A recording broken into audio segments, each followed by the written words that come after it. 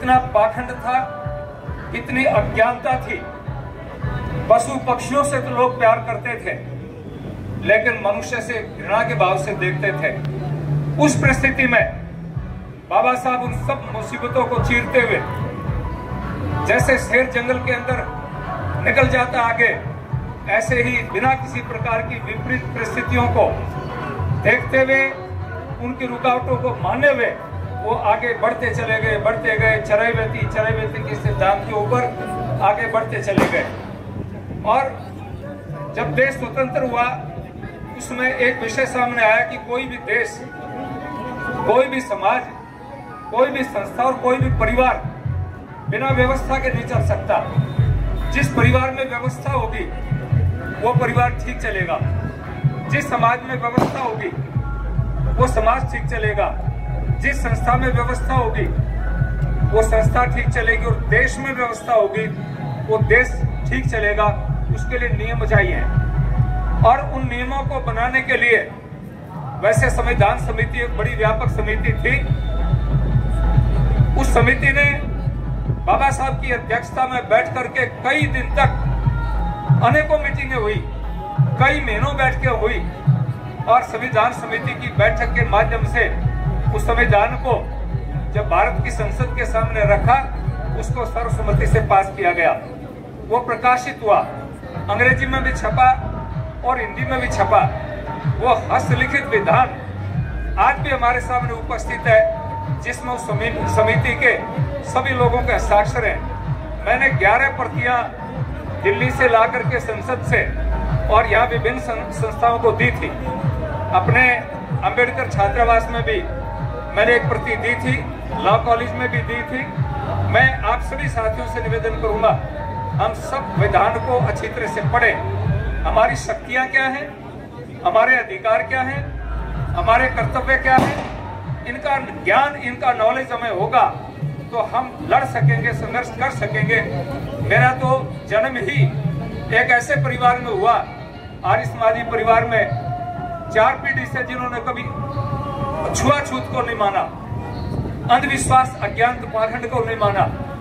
इसलिए बाबा साहब के विचार तो रक्त में है, खून में है, जन्म से है। तो मैं आपसे निवेदन करूंगा कि हम सब मिलकर के उनकी जीवनी को पढ़ें, उनके पथ पर चलने का प्रयास करें, तभी जाकर के देश का विकास होगा, समाज का विकास होगा। और समाज में आज भी जो अज्ञानता है, जो पाखंड है, जो अंधविश्वास है, अस्पृश्यता का भाव है, उसको हम दूर कर पाएंगे। यही मेरा आपसे आग्रह है।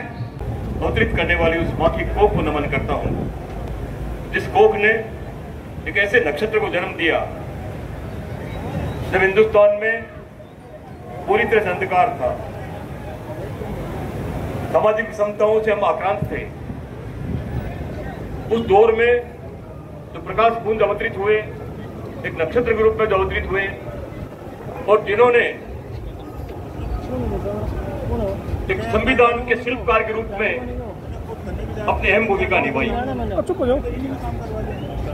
मैं उस प्रणेता को, उस नक्षत्र को, जिन्होंने शिक्षा को श्रेणी का दूध बताया, और वो श्रेणी का दूध ही था जो पूरी दुनिया में आज उनके विचार गुंजायमान हो रहे हैं।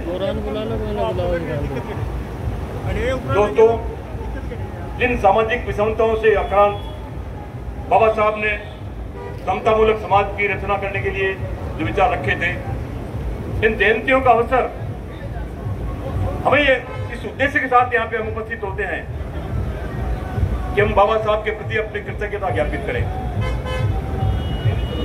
बाबा साहब के संविधान की कितनी बड़ी ताकत है, ये भी 4 दिन पहले सुप्रीम कोर्ट के माननीय न्यायाधीश द्वारा दिए गए फैसले से मैं आपको अवगत कराना चाहूंगा।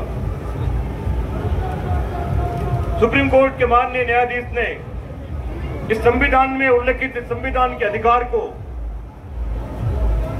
राज्य में बैठे हुए राज्यपाल और सर्वोच्च पद पर बैठी हुई हमारी राष्ट्रपति महोदया को भी इस बात का एहसास कराया कि आप संविधान से बड़े नहीं हैं। संविधान ने आपको सीमित अधिकार दिए हैं, कोई वीटो पावर नहीं है, कोई वोटिंग पावर भी नहीं है। आपके संविधान में अधिकार सीमित है, और इस हिंदुस्तान में जो भी है वो उस संविधान के हिसाब से चलेगा।